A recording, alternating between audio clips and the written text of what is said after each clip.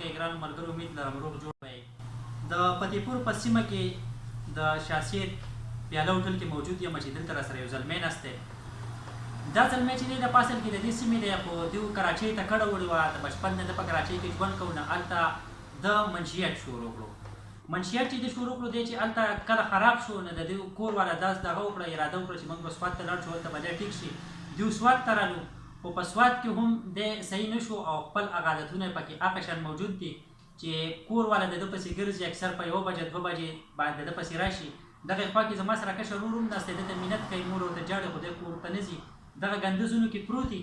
نو د دې وجې نه موږ د چې څومره اعلی حکومت دی، افسران دي، حکومت دی یا که نور هسپتالونه دي کوم چې په ریهیبلیټیشن باندې کار کوي، موږ هغوی ته خواست کوو چې راشي او دی بوځي. او ځکه چې دی د کور واحد یو کفیل دی، د دوی کور خپل نشته، او مور چې دا پلار چې دی د ده مړ دی او مور عجز دی چې نن هغه هره ورځ د ده پسې په دې بازار او په دې کې ګرځي او دې ته مینت کوي، خو دی کور ته نه ځي. نو موږ چې څومره اعلی افکار دي، نو هغوی ته دا خواست کوو چې هغه راشي او دی بوځي او د ده علاج خصمانه وکړي.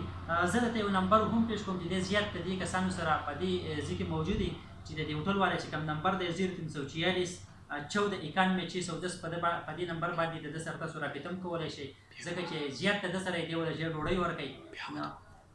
دی د دوی سره موجود دي. دا نمبر درته یو ځل بیا هم وایم 0346 1491 610 په دې نمبر باندې د ده سره رابطه وکړئ.